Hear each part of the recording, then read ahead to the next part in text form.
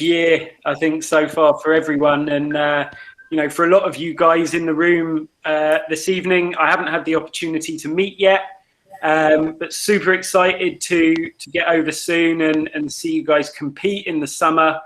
And then obviously be moving over to the Czech Republic as a transition through Stefan's role later in the year.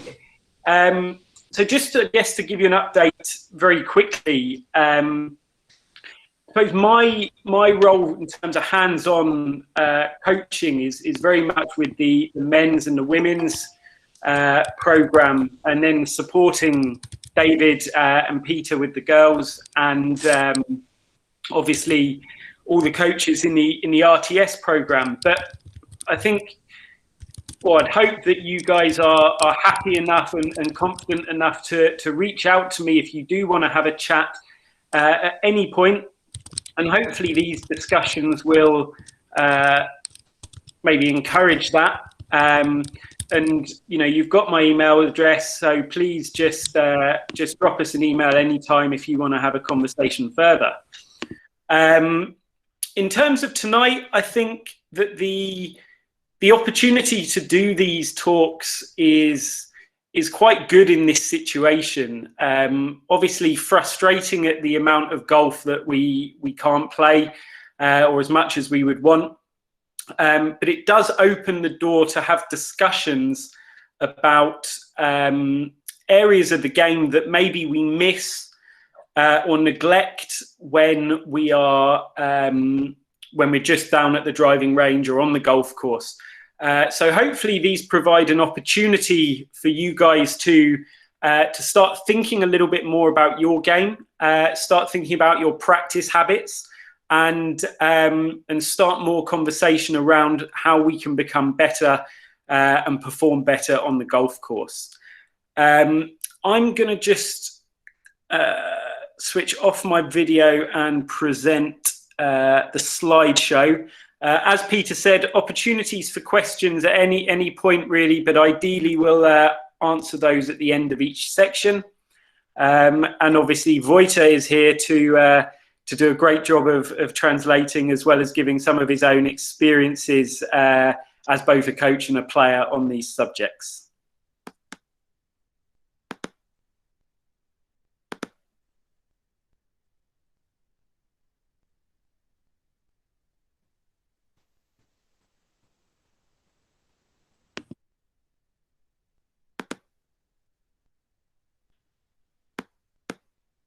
Okay, can I just confirm from anyone that you can see this screen now?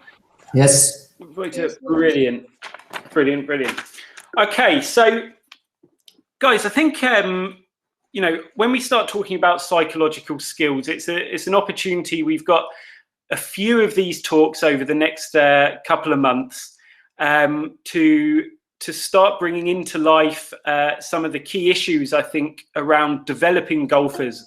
And I know we've got a lot of RTS players on this call as well. And hopefully these are really important issues for you guys.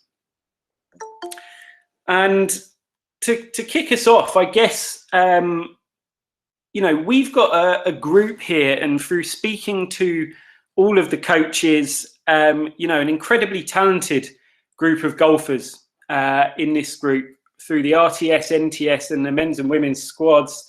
And it's my honest belief that how far you want to go with this game is really up to you.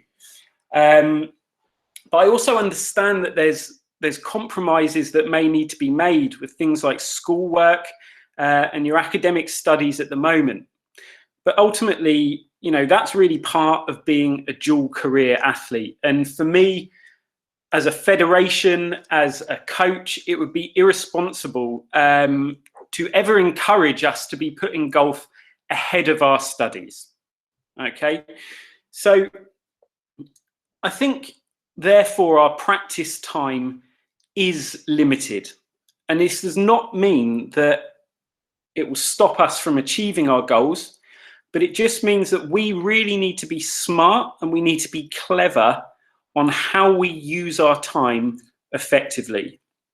Okay, so I'm going to take the assumption that we have about 20 hours a week of practice. For some of you, that might seem like an awful lot.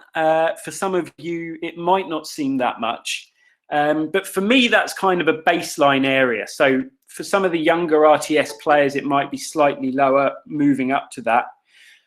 But if you are a lot under that 20 hours, I think, you know, that's okay, but you do need to manage your expectations around what you think you can achieve. But ultimately, for me, 20 hours a week of practice is still not a lot. So if our pursuit is to get into a D1 scholarship in the NCAA, to podium at Europeans, and then to move on to tour, you know, it is not a huge amount of time. So for me, the big question is, and I'm fascinated by this, is how we maximize the time that we do have to have the biggest impact on performance and not to waste those hours. And I think, first of all, I need to be really clear on what I see as performance golfers. I think we all in this group are performance golfers, or at least we should be. And that's why we're part of a federation program. And ultimately, we're judged on our, and holding ourselves accountable, I guess, to what happens on the golf course in competition. So when looking at how we can use our time effectively, the first thing for me is we need to set goals. And certainly from my experience, when we start talking about goal setting, it's like, oh, here we go again, talking about goal setting. And I think it is an area that gets talked about a lot and not done enough, and also doesn't have to be a complex thing. Okay, it doesn't need to be time consuming, but we have to be specific on what we want to achieve, how we're going to achieve it, and reviewing and modifying our practice based on the outcomes. And as performance golfers, I think realistically our goals should generally be based around the reduction of stroke average. Where do we want to get to at the end of this season? And really importantly for me is the performance outcomes that are going to contribute to the improvement in performance. So when we talk about goal setting, and when I think about what you want to achieve, I think we have to look at the important aspects that are going to contribute to our scoring. And we know the biggest ones that are correlated to scoring are going to be percentage of greens hit, how many we can hit inside 6 meters, because we know that 80% of our birdies are made from here. And then the percentage of birdie putts converted from inside 6 meters, and how many 3 putts we avoid, and then the percentage of scrambling. Okay. Therefore, when we do set our goals, not only do we need to see how the work we put into the practice will help improve one or more of these areas, but also we really need to be mindful and be able to measure how our practice will improve this if we're going to be maximizing our time. Okay, so this is one of the biggest traps that I see people fall into all of the time. And it would be setting goals like, I want to improve my technique. And I think that's okay in certain situations and not in others, okay? So the question for me would be why and for what purpose? And how is it going to influence one of these areas? So the fall down for me, or where it goes wrong, is when we start celebrating an improvement in technique but doesn't have an impact on improving one of the key areas, one of the areas that are going to affect our scoring. So a better example for me might be, I want to be hitting more shots within 6 meters or giving myself more birdie opportunities. So I'm going to be working on a club face position or rotation or whatever the technical issue is. And of course, we do expect a technical change to improve these. And usually it is a technical change that will improve this. but we can't assume that, and we also can't lose sight of the goal that we're trying to achieve. So we might have a situation, for example, where after 3 months, we can see the improvement in technique. So that club face is in a better position, or we are rotating better. But we have to measure how we are increasing our shots within 6 meters. Okay, so if it isn't happening, then change it. Our goal is to hit more shots inside 6 meters. I don't care if the swing is looking better or if our technical thing is completed. If we are not hitting the ball closer more often in the golf course in competition, then our practice is not effective to what we want to achieve. So the key questions there are what and why, and what can we do to improve these? So, we can't lose sight of the fact that we are performance golfers. We are trying to score better. Any change we do needs to be contributing to this. So we have to be measuring to see if it's working. Okay, so I think that is where the very basic stats are so important to keep on the golf course. And I cannot stress this enough, that the practice needs to help you score better, not just to look better, to look prettier. Anything else that isn't contributing to that is just noise. So we really need to think about this when we are working on our game. So in terms of goal setting for me, one of the conversations that we've had with the national men's and women's team is, what does it take to shoot under par, and setting our goals around this.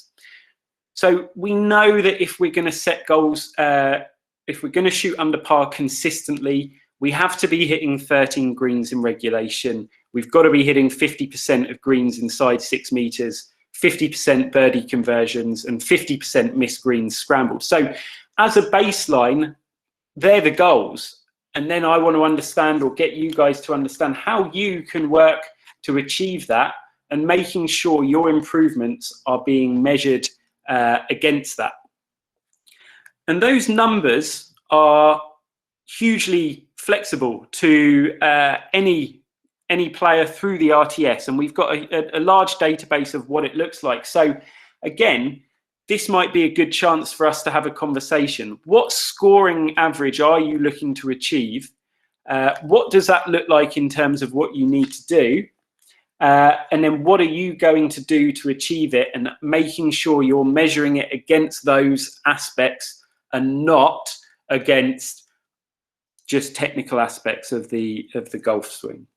Okay, so quite a whirlwind goal setting there, but I think just to, I suppose, to highlight this, make the goals specific and measurable to the outcomes we want on the golf course. And do review these goals and make changes if the areas are not improving. And don't waste your time deviating away from those goals. And do talk to coaches about it. They're all here to help you set goals, analyze these areas that may influence scoring, and review your training and your stats. So for whatever age you're at and whatever ability, just make sure those goals are set around something that's going to influence performance. Okay. So I'm going to move out of the goal setting.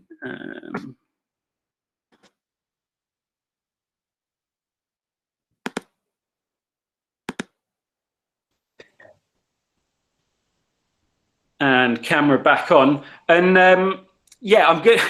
I appreciate that I'm speaking quite a lot and quite quickly as well. So Vojtou, I would say, is going to give it a go at just translating a bit of a summary. But again, now is a good opportunity in the Q&A to post any questions around that topic. And like I said, if it's something that maybe you don't want to ask questions about right now, then 100% just get in touch and we can have a chat further about this. Já vás také zdravím jako třetí do party dnes, asi i poslední v tom případě. Zkusím být rychlý a stručný ohledně toho, co říkal Harry, přičemž rovnou bych navázal na ten první slide. Harry se ptal, jak dobří chcete opravdu být, protože i přesto, že ve vaší cestě stojí škola, a samozřejmě určitě nechceme z pozice České golfové federace to, abyste přestali chodit do školy, ale i přesto, že stojí ve vaší cestě škola, tak 20 hodin týdně je potenciální minimum toho, čemu byste měli věnovat čas, abyste mohli potenciálně do budoucna být na profesionálních okruzích PGA Tour, Evropské Tour, být na škole ve státech NCAA a podobně. Jak dokážeme, nebo respektive jak udělat to, aby těch minimálně 20 hodin týdně bylo co nejvíce efektivních, protože jinak je docílíme toho, že těch 20 hodin týdně bude mít co možná největší pozitivní impact na váš výkon a nebudete mrhat tím časem nebo respektive tím zbytečným tréninkem. Nastavení cílů. O cílech se již mluvilo dost, ale neudělalo se pro jejich dosažení tolik. Čeho chcete realisticky dosáhnout tento rok? Jak toho hodláte docílit? Potenciálně překontrolovat, upravit, pokročit. O tom se zmiňoval Harry. Přičemž čeho chcete dosáhnout? No přece snížení průměrného skóre nebo potenciálně vašeho handicapu. Těch 5 základních věcí nebo těch specifických věcí, které jsou v relaci s vašimi výkonnostníma výsledkama, jsou za prvé vzdálenost týčka, za druhé trefení greenu, za třetí rány do greenu, přičemž Harry zmiňoval, že ty rány do greenu do 6 metrů, přičemž vašich 80% birdíků je zahraných ztratí vzdálenosti. Za čtvrtý by to mělo být proměnění birdie patů a vyvarování se 3 patů a za pátý je to 100% scrambling. Víme, že těchto 5 věcí je spojených se scoringem a měla být priorita je zlepšovat. Jak toho dosáhneme? Hry to ukazoval na příkladu dlouhé hry. Co je neúplně dobré, tak je věta nebo pokládání si cílů nebo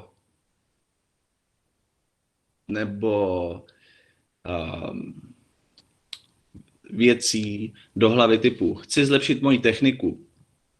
Proč? Za jakým účelem? Co by mělo být, nebo proč vlastně byste měli zlepšovat techniku, nebo respektive jaký to bude mít dopad do vašeho scoringu. To není úplně dobré do hlavy. Spíše lepší, co se líp použije, tak je chci trefovat příkladově víc rán do greenu, nebo respektive chci si vytvářet víc šancí approach shotama a díky tomu budu pracovat na své technice, na různých technických věcech. Bla, bla, bla. Takže spíše lepší mít a dávat si za cíle. Chci zlepšit rány do greenu a díky tomu budu pracovat na této technice, na těch specifických věcech v technice, než nikoliv chci si zlepšit techniku a díky tomu budu hrát lepší golf. To není úplně dobře.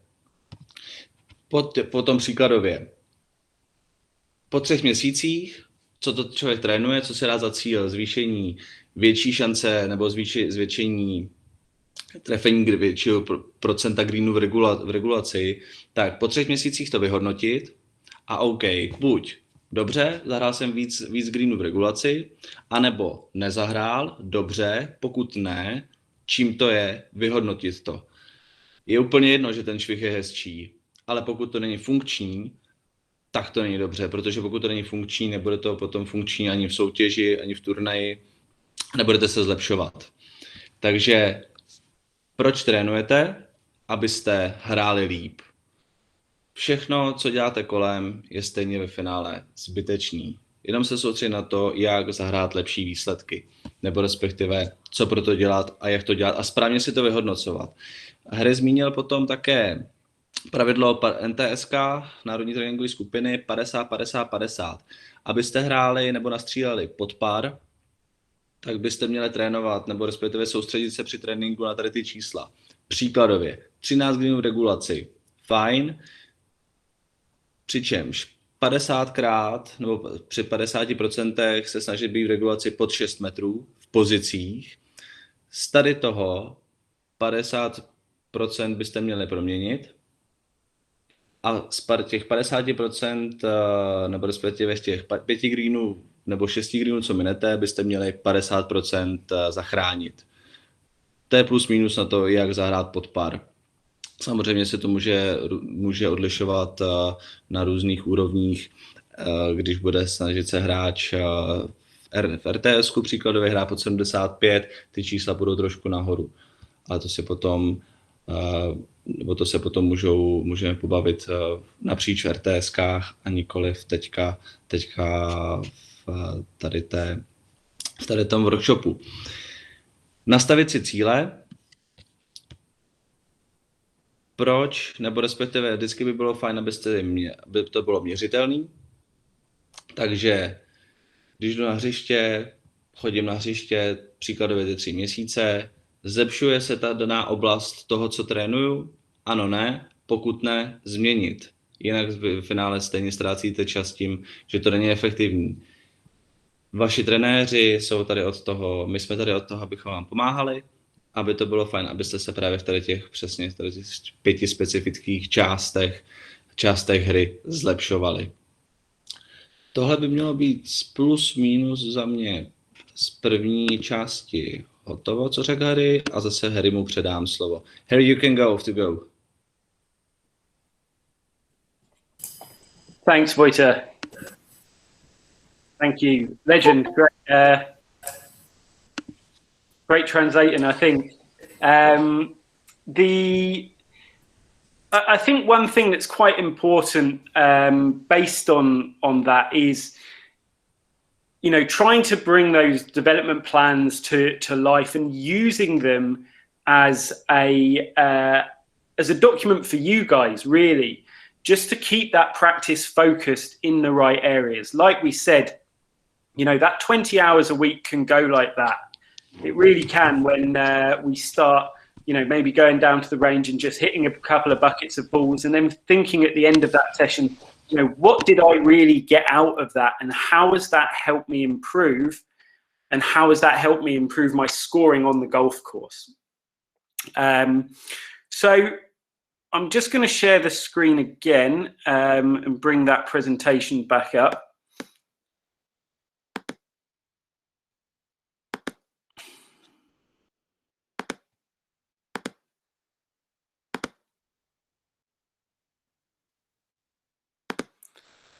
So it kind of leads me into the subject of the quality practice. So if we assume that we have set fairly good goals and we're clear on the areas that we're going to be working on, the next step for me is how do we ensure that that practice is quality? And when I say quality, I suppose I really mean how well does our practice and what we're working on transfer from the golf range or the short game area or the putting green onto the golf course in competition.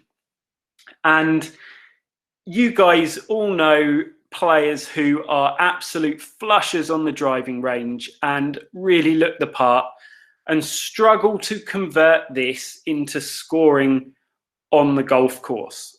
And that for me is a huge, huge issue that says the quality of our practice is not good enough for the context that we're playing golf in. So in terms of how we swing a golf club, it's going to be a result of the information that we receive. And that information is going to be based on the task, the environment, and ourselves. So when I look about the task, I'm referring to, I guess, the situation of what we're playing in. So, for example, an approach shot from 120 meters when you are in the middle of the field, you've made the cut, but you're not going to win. There's not a lot of pressure on you. It's going to feel completely different to the same shot when you're leading by 1 on the 18th hole. Okay. And again, let's talk about pin positions. The nature of where that flag is, if that's cut very tight to the left, it's going to affect how we swing that golf club. And again, thrown out of bounds off the tee, suddenly that changes as well. And the fact that we just get 1 attempt to hit the golf ball in competition, whereas when we're practicing on the driving range and we've got multiple balls, the feeling is very, very different. Okay. And then when we look at the environment, these are more obvious things. I think the wind, the lie, the elevation, these things obviously play a big part in the type of shot that we're hitting. And then finally, us as players, how we think, how we feel in a certain situation, how confident we are, how nervous or anxious we are in that moment is going to have a massive impact on things like the tempo of our golf swing, the sequencing of our golf swing. And it's really difficult to take those out of context because we need to practice as closely as we can to the environment that we compete in. And that for me is going to be quality practice. And it's not an easy thing to do, but there's things that we can do to achieve it. So when I think of what high performance golf is, what we are as players competing at a national and on the national level within the federation, you know, the skills of being able to be adaptable to the ever-changing situations that we face on the golf course. Okay, so pretty much every shot that we play is a unique challenge to us. Yet we spend so much time on the driving range working on one shot or working on a skill that is just really solving one problem. And we have to be flexible with how we think on the course to make changes depending on how we're swinging on that day, the conditions. And we have to embrace the nature of competitive golf, which is in itself quite chaotic, you know, lots of things going on at once. So we've got to be problem solvers, and we've got to be problem solvers in the absence of a coach, in the absence of a parent. So without them, we need to know what we have to do to make a change or solve that problem at that time. And we've got to be able to deal with the pressure of competition. And one big thing for me is we need to be comfortable feeling uncomfortable. And, you know, golf is not easy. And when you put competition in there, you know, there's not often that we're feeling like this is a walk in the park. We're not enjoying it immensely. You know, it's a pressurized situation, and we need to embrace those feelings that we have. Yet when we practice, quite often we might have our headphones in, we're listening to some music, we're hitting some balls, and this is great. We're having a great time. So we need to stop practicing out of the context we play. Okay. So the first thing for me that I try and think about and get players to think about is a dial of how realistic the practice is to the environment that I play in. Okay. So we might have a dial of 1 to 10, with low being maybe hitting some golf balls in a net, to high the last 9 in competition. Okay, so low representativeness for me would be examples like when we're practicing on the range and we've got no consequence on a shot, and the feeling doesn't reflect the emotions that we have on the golf course. And we typically see this a lot in the block practice. And there is purpose for block practice. And don't get me wrong, if it is a technical aspect that we're working on, then that is okay. But there's still things that we can do to mix it up a little bit as we're developing the skill and learning that skill. And it might be we're hitting too many balls to the same target with the same club. So what I want you guys to really think about is turning that dial up. Right, how can I make this more realistic? How can I make it more representative of the environment that I compete in? And that is going to lead to more effective transfer of skill from practice to the golf course. So the questions that you need to ask yourself, I think, are what can I do to turn up that dial? And something that I've been thinking about a bit is, obviously in the Czech Republic in the winter, you might be constrained to an indoor studio, for example. I was speaking to Agata, who'd done a lot of indoor practice and then got to Spain and was saying that she felt a little bit, you know, like she had been indoors all winter and had to kind of relearn a little bit of hitting off the grass and stuff. So there is limitations to what you can do in an indoor studio to make that just like playing on the golf course. You can't. It's never going to be like that. But you need to think about what you can do. So it might be just changing the clubs up more often, or using that center line to say, I'm not going to hit to the right of that center line on the TrackMan simulator or the GC2, the quad, whatever. And just trying to mix it up, just to turn that up a little notch. And be asking yourself when you're practicing, how am I feeling and how am I thinking in this practice? Am I really involved in this session, or is it just passing me by? And that's like the good conversation about the headphones. And you know, we see it all the time. You go up, get a couple of baskets of golf balls, smack them away, and then you go back. And actually, if you reflect on that, what have I got out of that session? How useful has that session been to me? And what have I achieved? And I would always be asking yourself, right, what could I have done better next time to make that a little bit more representative of the environment that I'm playing? And again, these are great questions to have with your golf coach. These are really good conversations to help us practice more effectively, to practice better when we're competing. So just to kind of give you a bit of a flavor for that, or a feeling, and I'll use myself as an example here. I've got 3 shots and they're all 125 meters on the driving range. So the one on the left is, I'm just hitting 10 balls and my only aim is to hit the green as many times as I can. Guaranteed, I'd be able to hit that green 7, 8, 9 times out of 10. I might miss one left, I might miss one right, but it doesn't matter to me.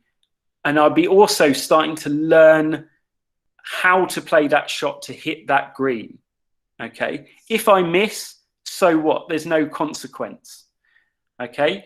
Now, as I move up that scale on the driving range, again, 10 golf balls, 125 meter target. But now I'm going to say to myself, right, I can't miss the green left. That's an out of bounds left and the pin is back left. Right. Suddenly, I'm starting to feel a little bit different in how I'm swinging the golf club. And I have to think a little bit more. And it's a bit more like I would get on the golf course. And then I could change that further. I could reduce the 10 shots to 1 with 1 club. And I'm saying I can't miss left, and and I'm aiming for the pin that's back left.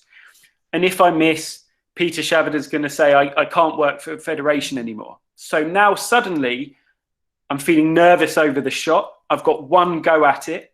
And this feels like I'm competing. This feels like I'm doing it. But I can still hit my 10 balls, but I might be changing the side of the out of bounds on each shot. I might be changing the distance of the target.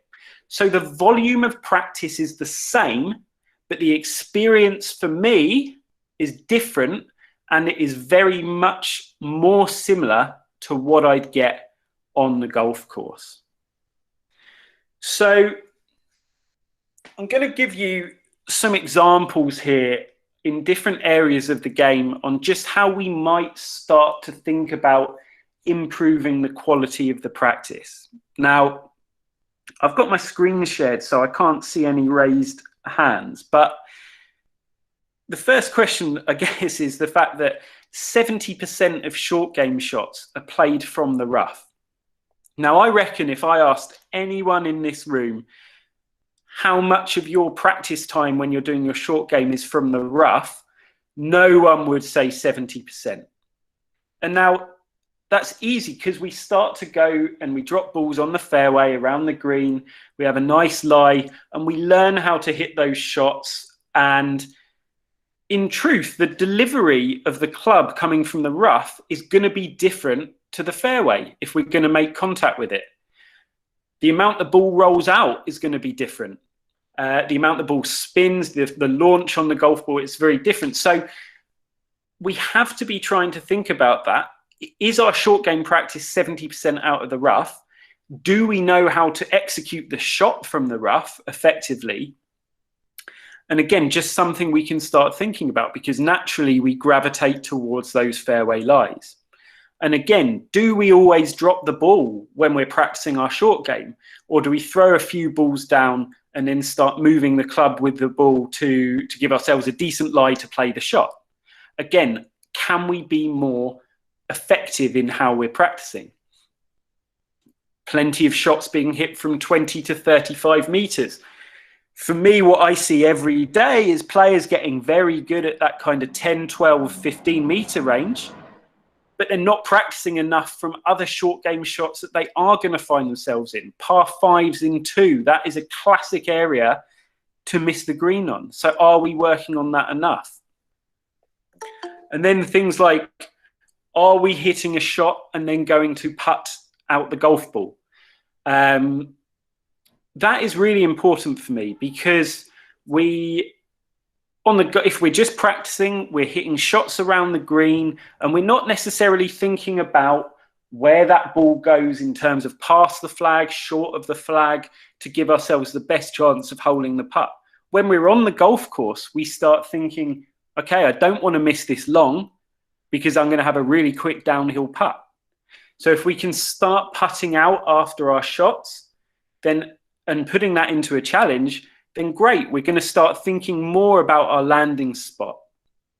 And we can bring this down as many levels as you want, to the point where I would be saying, you know, is the golf ball we're using when we're practicing our short game the same as the ball that we game with on the golf course? Because the spin rates are hugely different between hitting a rock and a Pro V1. And therefore, is that practice going to be as impactful as it could be? And again, long game examples, not repeating, you know, targets or distances too much, you know, mixing it up. Playing the course on the driving range is huge, huge opportunity there to, again, just start to turn that dial up a little notch. Playing away from flags on the driving range. I don't know how many of you guys do that, but I think naturally on the range, on the practice area, we get gravitated towards hitting the ball at a flag. And therefore, that automatically thinks on the golf course, right, I set myself up to the flag. When actually, you know, half of the time we shouldn't be aiming at a flag anyway. So we need to learn the skill of being able to hit away from the flags. And then a really, really important one for me would be varying the sides of the range that we are hitting golf balls on. And again, a personal example, you know, my golf swing is inside on the way back, long way from the inside on the way through, and I hit quite a big right to left shot. So if I'm standing on the right-hand side of the driving range, I really struggle to align myself properly to hitting flags on the left-hand side of the driving range. And when I'm standing on the left-hand side, all day long, I feel really comfortable hitting a nice draw at that flag on the right-hand side of the range. And that is really important, because those perceptions do affect how we swing the golf club. And the same thing happens on the golf course. So make sure, you know, if you've got a basket of balls, can you take half of those down the left side, pick them up, go halfway down the right side, and vary those targets across the range? And then putting consequences on missed sides. Okay, so again, just to try and put a little bit of pressure on you, as soon as I start to put an out of bounds on the left-hand side, suddenly people's club faces are staying a little bit more open through impact, different shape shots and slightly different feeling. And finally, on the long game, you know, a huge one for me is really trying to understand our dispersion in terms of right and left, which is quite easy on the driving range to look at, but long and short. And from my experience, when we're talking about hitting more greens and more shots within 6 meters, it's that long and short distance that tends to trip people up. So one thing I'd encourage you guys to be doing is, you know, just on a piece of paper or something like that, a crosshair, drawing that, and then just dotting down your shot pattern. How many shots do you tend to hit short of that flag? How many shots are you hitting long? And use that information to then help you when you get onto the golf course. And for all of these, as much as we can, we're putting in things like our pre-shot routine and any kind of psychological interventions that we can, like the pressure, to help us a little bit more to make it feel like the golf course. Okay, Vojta. Okay, Harry. First of all, we have a couple of questions from Mr. Malina. And the first one is the 20 hours weekly. Does it mean from the what age? And the second one is he's also interested in whether it's meant purely for golf training or including fitness and other activities. Yeah, I mean, it's a really good question. And I think that I've used that as a baseline rough number. There's no way we can quantify exactly how many hours you need to do. For me, I would say when we're hitting kind of 16 years old, that 20 hours a week is what I would expect to see. And it's just based on, you know, what players have gone on to do. It absolutely includes all golf activity. And I think a really important part of that is it definitely includes on-course activity. So I think there's a big disconnect between what people see as practice and then playing on the golf course is separate. If you look at guys on tour, you know, Dustin Johnson, etc., they're playing 4 or 5 rounds of golf every week. And you can't tell me that what they're doing there, although they're playing, that is also good practice, providing they're like learning from it. So the way that I see that 20 hours is generally a couple of hours after school on maybe a Monday to a Thursday, and then 2 rounds at the weekend with an hour of practice on before or after both of those rounds. But again, it's just a guide to give you an idea. If someone is practicing for 20 hours a week and all they're doing is hitting to the same flag on a driving range with a 7-iron, for me, you could practice 6 hours a week and get better results based on that, I guess would be the answer as well. Okay, cheers, Harry. Tak jenom odpověď na otázku pana Maliny, kterou ještě pro jistotu zopakuju. 20 hodin týdně myšleno od jakého věku, přičemž Harry odpovídal, že víceméně, když si představíme, že by to mohlo být 15-16 leté dítě, tak tam by těch kolem cca těch 20 hodin mohlo být. Přičemž další otázka ještě potom navazující na to byla, Pane Malinu zajímalo, zda je to myšleno čistě na golfovou přípravu nebo včetně kondičky a dalších aktivit. Je to dohromady. Těch 20 hodin je myšleno dohromady, co je s golfem spojené, že je celková příprava. A Harry potom zároveň zmiňoval, že i hra na hřišti jako taková, přičemž když se člověk představí, že bude chodit od pondělí do čtvrtka do pátku na 2 hodinky si potrénovat a pak třeba o víkendu si bude zahrát, tak to víceméně ten časový objem tomu odpovídá. Tak snad jsme takhle aspoň odpověděli na první otázku. Kdyby kdokoliv cokoliv se chtěl zeptat, tak pořád je tady šance nahoře vpravo menu položit otázku. Já se dostávám k druhému bodu dnešní prezentace, nebo respektive se ji přeložím rámcově. Kvalita tréninku. Kvalita tréninku, Harry zmiňoval, že se dost často děje, a známe to skoro všichni, že jsou skvělí hráči, skvělí hiteři, skvělí ball strikeri na drivingu, ale nedokážou to, nebo nedokážeme to úplně přetavit na hřiště. Jsou 3 body, podle čeho se snažíme nebo si vybudováváme a pěstujeme dovednosti k tomu, jak švihat z holí. Prvním z nich je úkol, nebo respektive cíl, to může být pin pozice, jak zmiňoval Harry, hranice hřiště, 1 pokus. Druhým bodem je prostředí, ve kterém hrajete, což je, nebo respektive prostředí, které to ovlivňuje, takže to může být vítr, pozice toho míče nebo i vás, převýšení, různý další na to navazující faktory. A třetí, možná asi nejdůležitější, jste vy samotní jako hráči. Vaše myšlenky, vaše pocity, vaše sebedůvěra, potažmo nedůvěra, anebo naštvanost, nebo jakákoliv negativní věc, která vás může ovlivňovat.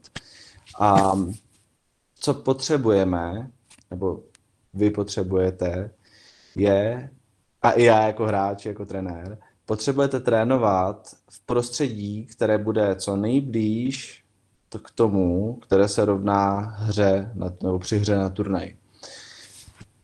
Takže pokud možno co nejvíc navazovat při trénincích turnajový mod, turnajový tlak, potenciálně, když je tam možnost trénovat na rychlých greenech a tak dále a tak dále.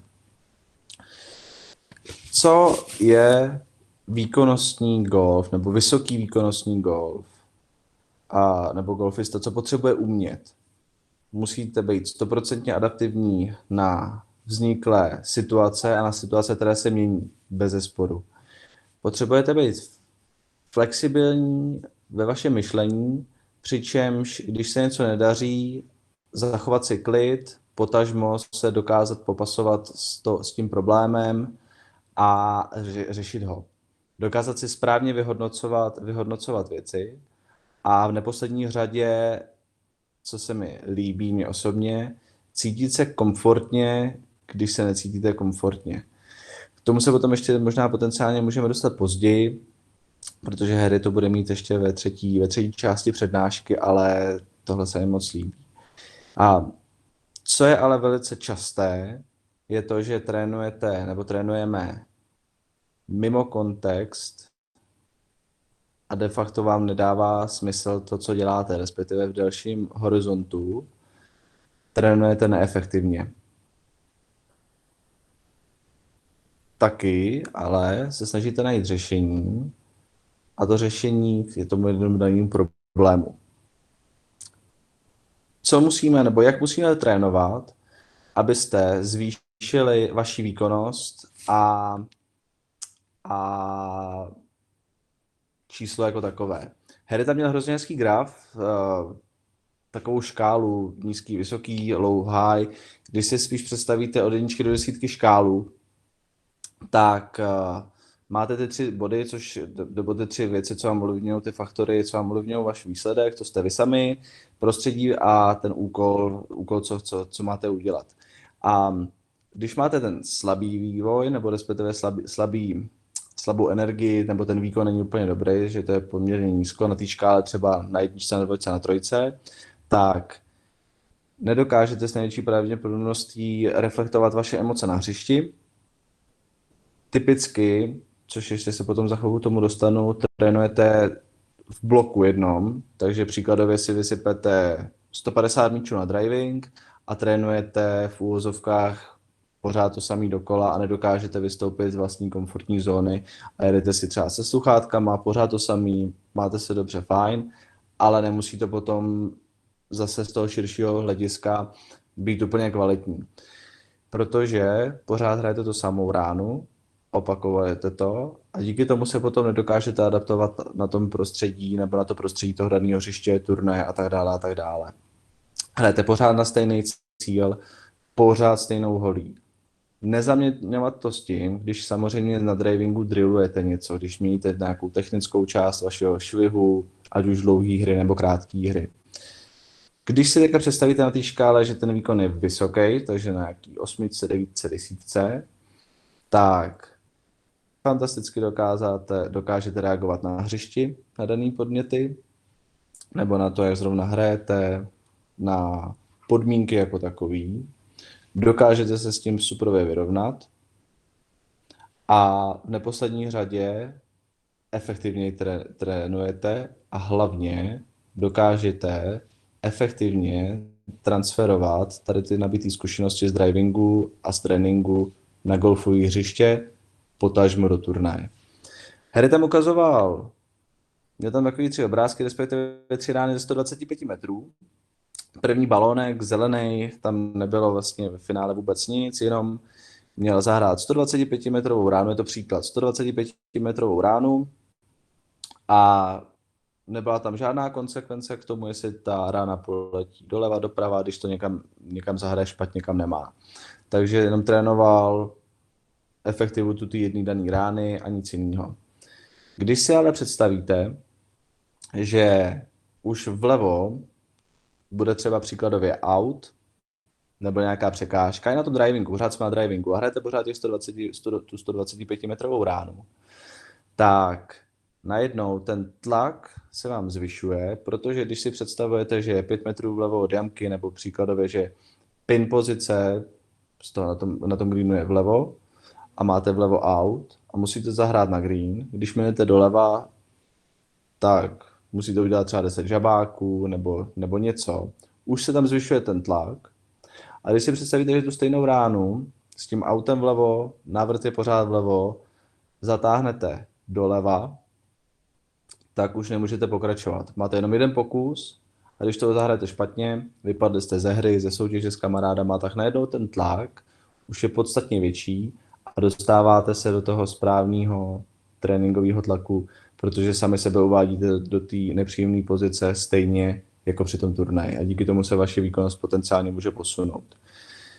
Jako poslední řadě uváděl Harry příklady, ať už z dlouhé hry, z krátké hry, anebo i mimo, s čemu se dostanu, já to zmíním, všechno to projedu. Na krátké hře zmínil, že 70% krátké hry jsou rány, které se hrajou z rafu. Myslíte si, že vaše krátká hra, nebo když trénujete vaši krátkou hru, že se dostanete, nebo respektive, že se 70% svých míčů na krátké hře hodíte do rafu? Otázka. Já si myslím, že úplně ne. Ani Harry, já osobně jsem to jako hráč taky moc nedělal. Protože samozřejmě si to ty míče člověk hodí na fairway, protože je to něčeho nejblíž, nejlehčí s ní zahrát. Ale když už člověk mine green, tak málo kdy skončí krátkej na fairway, ale když už, tak skončí vlevo, vpravo a už se musí zachraňovat. Takže už jenom tady tím příkladem se dá trénovat efektivněji, jenom díky tomu, jakou pozici si zvolíte a do jakých příležitostí se dostáváte, už na tom tím vytvořením těch daných tréninkových podmínek. Všechny míče při těch cvičných ranách pořád jsme do té krátké hry si dropujte. Nedávejte si je, nepokládejte si je na trávu, prostě je dropujte z výše ramen klidně. Protože čím těžší si to uděláte v tréninku, tím jednodušší to potom bude na hřišti.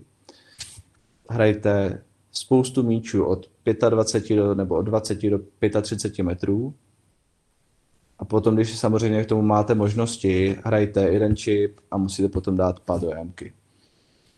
Čip, pad.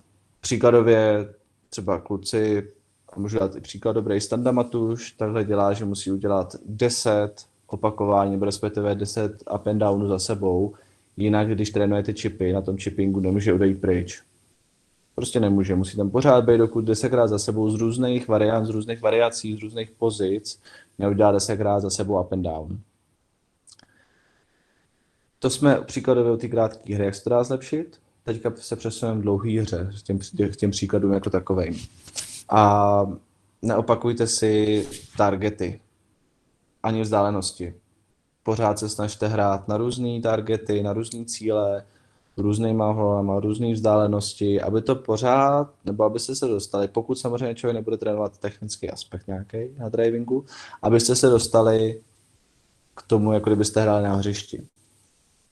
To jsme třeba dělávali v zimě, ještě když byl RP, já jako dítě, když jsem hrál za RP, tak jsme si hráli vymyšlenou imaginární 18 do sítě.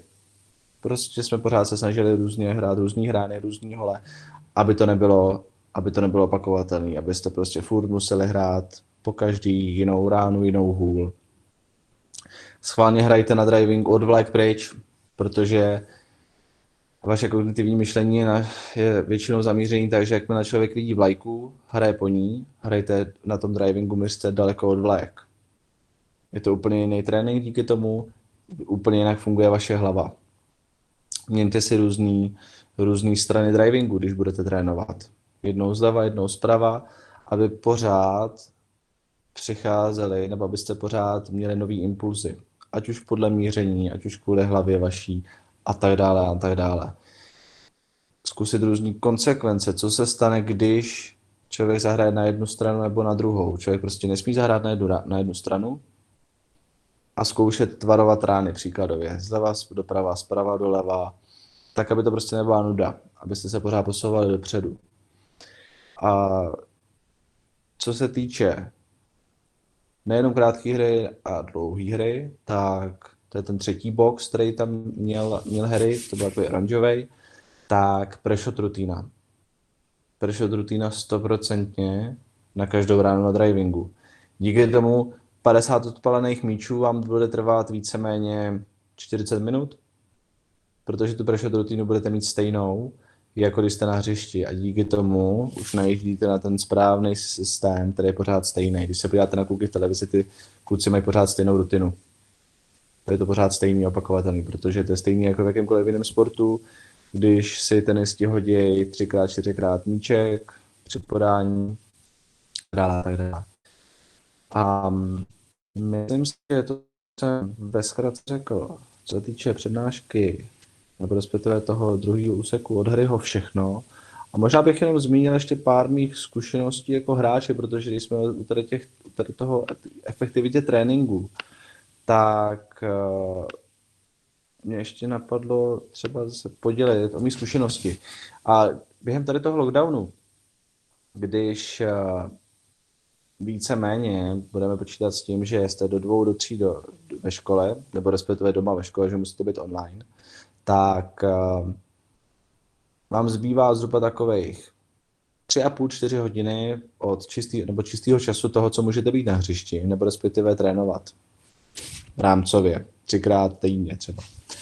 Tak co mě fungovalo jako hráči, dát si krátký warm-up na 20 minut na hřiště, na drivingu, jít na hřiště na rychlou 9, většinou jsem chodil sám, protože když s vámi někdo další, tak je to trošku pomalejší, ale pokud máte parťáka, jedině je dobře, k tomu se taky dostanu za chvilku ještě.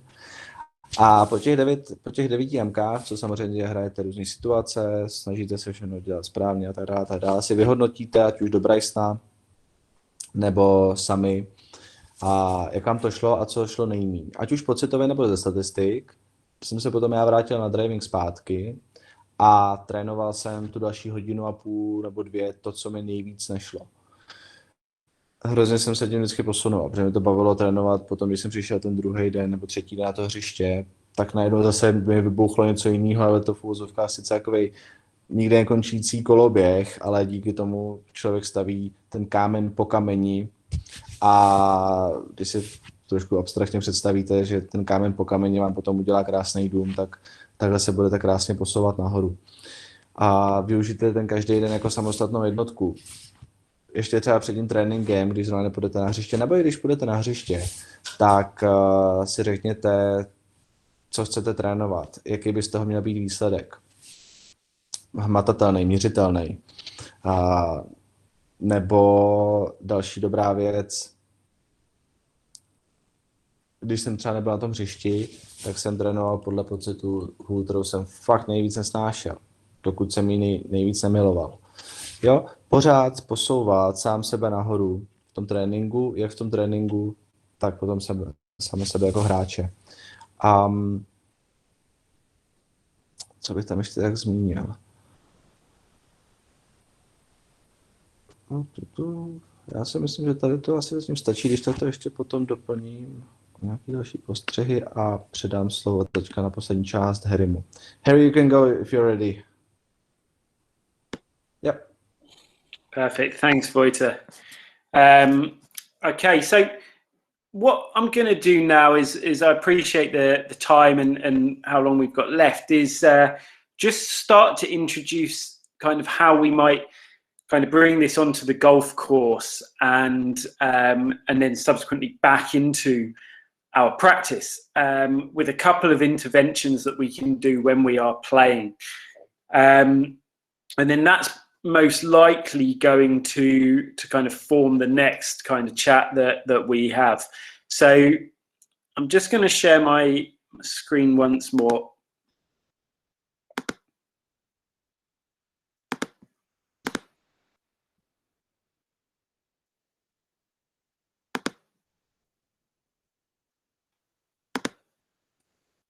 And bring this into kind of controlling our emotions on the golf course. And this is going to be quite brief this evening, but it just really looking at kind of what we can control and what we can't control on the golf course and how that is going to shape how we feel about the shots that we play. So the first thing that I guess that I want to say is that, you know, we all feel the pressure and we all feel anxiety on the golf course when we're playing in competition. And for some reason, I believe that people still think it is unique to them. So when you rock up on the first tee and you're teeing up the golf ball and you're feeling a little bit nervous, a little bit anxious about the shot, and you're looking at your playing partners thinking they look absolutely fine. And the general, you know, consensus is that everybody is feeling this. Okay, so it's not necessarily something that we have to say, right, we can't allow this. You know, it's okay to be feeling pressure. Everyone is doing it. And actually, a lot of it comes to how we frame that and how we think about that. So for me, one of the big things, and there's a few articles written by various athletes about this, but the pressure is, you know, ultimately a privilege that we have because of the level that we are playing at. So the fact that you guys are feeling nervous and are feeling a little bit anxious about your round, then, you know, it's something that you should be proud of because it means you're competing at a level that really means something to you. And it's something that you should embrace rather than try and just get rid of. Okay, so the other thing I think when we're thinking about pressure is why it's there. Why are we feeling like we are? And one of the big things that I think we look to try and understand is that, you know, your performance on the golf course does not impact your identity as a person. And I think too often as players and as coaches, I guess, but as players, we get caught up in the feeling that if I have a bad round, people are going to think less of me. If I play really well, people are going to think that I'm great. And actually, it's not like that. So we need to make sure we can distinguish between ourselves as people and then ourselves as golfers. And the more we can do that, the more we realize that, you know, as important as it is, and as much as we want to win, as much these are our dreams and what we're pushing for, at the end of the day, it's okay not to play well. It's okay to have bad rounds, bad weeks, bad months. And the more we can understand that and more we can use that to our advantage, the better we can go out with our approach onto the golf course. But the big thing for me is understanding what is in our control and what is out of our control when we're playing on the course. Okay, so in terms of a practical skill that we can take out when we're playing is an understanding that every shot we play, we don't know exactly where it's going to go. Okay, it might be a good shot and it might not be a good shot. And it might be a really unlucky shot. It might be a shot that looks great in the air, hits a sprinkler head and goes 30 meters over the back of the green or into a bush. Okay, so to an extent, the outcome of our shots on the golf course when we're playing is out of our control. So for me, we have to be looking to be able to understand what can we control to give ourselves the best possible chance of hitting a good golf shot. And I think the first thing that we can control is our decision-making process. Okay, so how we go about making the decisions. And that has to be based on what we experience and what we learn in our practice. So the more we can make our practice effective, the better decisions we can make on the golf course. Okay, so we can massively control how we go about our decision-making, assessing the lie, assessing the elevation, the wind, the pin position, the shape of shot we want to hit, where the trouble is, you know, going through the processes, being able to visualize the shot, okay? And we can control our intentions. So we can either rock up to the golf ball with a really clear picture of what our shot that we're trying to play is going to look like, or we can go up and not be that clear of where you think it's going to go, okay, or how we want to hit it. And then finally, we can control our commitment to the shot that we've played. So how many times do you guys stand over the golf ball, hit the shot, and then afterwards when you're thinking about it, think, oh, I didn't really commit to the shot that I wanted to hit, okay? This for me is one of the worst things we can do. And I'll talk more about that in a second. But we can't ask for more than that on the golf course. So if you feel like you've gone through making the best decision that you can, you've stood up to the ball with a really clear intention of the shot you're trying to hit, and then you can commit 100% to that intention, that's all you can ask for yourself. So do not be hard on yourself if the ball hasn't got where you wanted it to. You're going to hit bad shots. They're not all going to be great. Okay, but the big thing for me is being able to review afterwards, okay, why did that shot not go where I wanted it to? And that is an impossible thing to do if we have not committed fully to the intention of what we tried to do, okay, which is why I asked to make sure we can do that.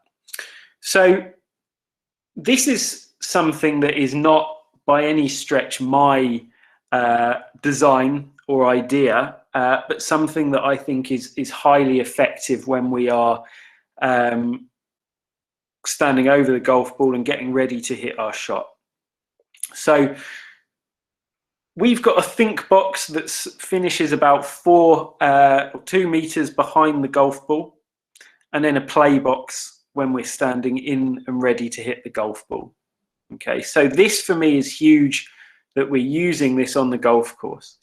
When we're in our think box, that's when we are making the decisions. We're taking our time to assess everything that we've discussed. When we're happy with that, we can then move into the play box and commit to the shot that we want to hit. Okay. When you are standing in that box, if at any point there's any doubt over what shot you want to hit, that is your opportunity to move back into the think box and reassess the shot that you want to hit. But when we're in that play box, there is 100% commitment to the shot that we want to play. Okay. And then I want to add one more in there after, which would be a small review box. So as players, we need to be able to self-correct. We need to be able to analyze shots. able to make changes, benefits the next shot that we play. I would urge you after the shot to review the decision that you made, the intention and commitment. Once you've kind of lodged any kind of change in your head, then you're moving on, getting that shot and to the next. Okay, because genuinely this is all we can ask, and we know that you never have 100% control over where that golf ball goes, and even if you do, you can still get bad breaks on that. So something that I will send out later, what I would encourage you guys to be doing on the golf course, and this isn't every time, but when you go out every few rounds. Harry, I'm sorry, but Zuzana sent you something. I would add also visualization box into play box, she said.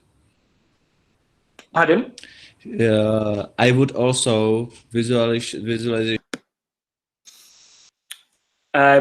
So in terms of taking this out onto the golf course, like I said, it's very difficult to control everything in terms of the outcomes, but what we can control are these four things: our decision making, our intention, our commitment, and then we can also review how well we think we executed that shot. And if we can start giving ourselves marks out of 10 for that, it takes the pressure and the worry of that outcome away from us, but doesn't change our process of how we go about trying to deliver what we want to do. So the decision making, have I assessed all of my options? Has my judgment or thoughts been affected by the situation or context of the round? So am I letting my emotions get the better of me and stop me making the decisions that I want to make? Then the intention and clarity. So based on my decision making, do I have a really clear idea on what type of shot I want to hit and why? So that might be dependent on pin positions. That could be the wind, the elevation, the shape of shot you want to hit. And then, like I said, the commitment to the shot. Did I commit 100% to my intended shot? And if I didn't, why did I not do that? And what could I do differently for next time? And then giving yourself a mark for your execution. Regardless of the outcome of the shot, how well did you feel you executed your intended shot? So I'll send that out to you guys. I'm going to let you have a play around with that on the golf course, and it'd be really interesting to get some feedback on how you find that. So as I said, that sort of for me leads into next time's presentation. And I'll pass you over to Vojta just to do a quick bit of translating on that, Vojta. Yeah, I'm gonna try to be quick. Yeah. Quick summary, yeah. Yeah, okay. Jako poslední bod máme hřiště. Hřiště jako takové, on the course. Tlak nebo tíha okamžiku je privilegium. Měli byste to brát, měli byste na to být pyšný. Co je a co není v naší kontrole? Ve finále hry zmiňoval, že každá rána má svůj stupeň nevědomosti toho, že člověk neví, co se stane. Můžeme ale kontrolovat rozhodnutí, které uděláme. Můžeme kontrolovat ten proces. Můžeme vědět to, co se snažíme udělat. Můžeme mít pod kontrolou naše pohnutky, naši oddanost, nebo respektive naše odhodlání to splnit. Nemůžeme si přát víc, nebo nemůžeme po sobě chtít víc, než že na sebe můžeme být přísní. A je takřka nemožný tu ránu nějakým způsobem zrevidovat nebo udělat s ní review, když nemáme 100% odhodlanost k tomu i to splnit, tu ránu jako takovou, že třeba nejsme úplně rozhodlí, co chceme udělat. Harry tam měl hrozně hezký box, nebo respektive jako je obrázek, think box, play box a review box.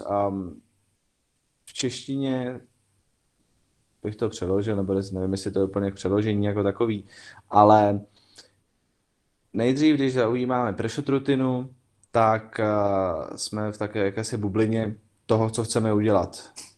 Může tam být vizualizace, kterou zmínila v komentářích Zuzana, může tam být odhadnutí nebo respektive braní v potaz všeho možného, co jsem zmínil už předtím v tom druhém bodě naší prezentace nebo respektive Harryho prezentace. A povětrnostní podmínky, proč chceme tu danou ránu hrát, kde jsou problémy, jestli chceme od těch problémů jít pryč, nebo jestli naopak se s ním chceme přiblížit kvůli tomu, abychom měli lepší úhly na další ránu a tak dále a tak dále. A to je ta první část, to je ten thinkbox. A druhá část je ten playbox jako takovej, kdy jste odhodlaní 100%, že tu ránu uděláte, že ji zaexekujujete jako takovou, ta provedení samotný té rány. A jako třetí, ten nejdůležitější box teďka pro nás je review. Zpětně si podívat na to, jak se to stalo, co se stalo, jestli to bylo dobrý, špatný, jestli jsme naprosto věřili té ráně, jestli jsme byli myšlenkama přímo u toho provedení jako takového. A jako poslední část, nebo respektive poslední obrázek, potom tam byl přímo vlastně od České golfové federace připravená taková hezká věc, to je mental skills, nebo respektive scorekarta se 4 body, přičemž od 1 do 10 škála od toho, jak se člověk snažil. Máte tam decision making, což je to vytvoření toho rozhodnutí, ta intence jako taková nebo odhodlání, přesvědčení o tom, že tu ránu provedete a ta provedení. A každý ve finále, každá ta část nebo ta položka má potom od škály od 1 do 10 body a vy sami potom si vždycky po té každé ráně uděláte sami pro sebe to, co jste vlastně ve finále udělali nebo co jste tomu dali jako takový. A to jsem se takhle snažil hodně ve zkratce teďka přeložit nebo respektive zde sumarizovat. A ještě bych vypíchl to, že je zpátky poslední věc, já jsem ji nepřeložil a mrzí mě to, ještě bych to rád uvedl na pravou míru. Harry zmínil jako poslední, že pokud člověk bude pálit, a zpátky tomu úplně první tématu těch 20 hodin tréninku týdně, pokud hráč bude trénovat potenciálně míň, ale efektivně, příkladově třeba 7-8 hodin týdně, ale dobře, tak stejně s největší pravděpodobností bude hrát lepší golf než člověk, který tomu tréninku dá v rámcově třeba 30-35 hodin, ale bude pouze pálit míčky na drivingu. V úvozovkách jenom na jedno místo se sluchátkama, bez vnímání okolí, svýho těla, svých pocitů a tak dále a tak dále. A já doufám, že jsem to přeložil rámcově, nebo že ta myšlenka jako taková se nestratila někde v překladu. Bylo to za mě poprvé. Harry moc děkuje a myslím si, že pro tentokrát můžu už teďka předat ještě poslední slovo, nebo dát poslední slovo Petrovi Šavrdovi, jestli ještě napříjmu. Jsem tady. Díky, Vojto, za překlad. Thank you, Harry, for the presentation. Thank you. Dostali jsme se krásně do 1.5 hodiny, co jsme plánovali. Já bych závěrem vám chtěl poděkovat, že jste tady vydrželi. Doufám, že to pro vás bylo přínosný. Budeme se snažit dělat tyto semináře každý týden, jak jsem zmiňoval, aspoň teď 4 týdny. Mezi to příští týden, možná jste si toho všimli, v té první pozvánce by měl být vložený seminář pro rodiče primárně se sportovním psychologem Michalem Šafářem. To pozvánku vám pošlu zítra, budu rád, když se přihlásíte zase přes Doodle, abychom měli přehled přibližně o počtu účastníků. Michal mě také žádal, abych vám poslal jeho e-mailovou adresu a vlastně do toho čtvrtka jste si třeba promysleli nějaké otázky na něj a klidně mu je dopředu poslali, aby na to byl připravený, aby vám mohl všechno zodpovědět. Ještě jedna věc, o kterou mě Harry žádal, až tohle to skončí, tak vás chci poprosit, jestli nám dáte případně e-mailem nějakou zpětnou vazbu, jestli se vám to líbilo, případně co byste změnili, abychom se z toho poučili třeba pro ty příští semináře, příklad, jestli to bylo na vás moc dlouhé, nebo jestli překlad považujete za, že není nutný, to zvládnete to jenom v angličtině a tak dále. Takže to je asi za nás všechno, popřeju vám dobrou noc a Harry mu dám ještě poslední slovo, aby to ukončil. Harry, you can finish it. Yeah, thanks, Peter. Guys, yeah, thank you very much for tuning in and bearing with us. And I don't know if Peter's just mentioned that, but please do send over to him any feedback and anything that we've discussed this evening. If it's of interest, then do get in touch with your coaches, whether that's in the RTS or the Boys and Girls Squad. And like I said, of course, I'm available on email and happy to discuss things like that volume and quantity of practice and how it might look in your context. But guys, have a great evening, and I look forward to meeting you all very soon. Thank you. Thank you, Harry. Harry, děkuji moc za pozornost. Já nevím, jestli Petře ještě můžu na vteřinku, jenom Harry, děkuji moc za pozornost. Kdybyste měli jakékoliv dotazy, tak se neváhejte obrátit. Neváhejte se obrátit ať už na Harryho, který je slyšený vždycky na mailu nebo na telefonu, a nebo se taky obraťte na své kouče. Snažíme se být se všemi v kontaktu a v komunikaci. Takže snad se vám to líbilo dneska večer, snad to bylo aspoň trošku zajímavé a budeme se těšit zase někdy na slyšenou a na viděnou. S přáním hezkého večera. Pa, pa.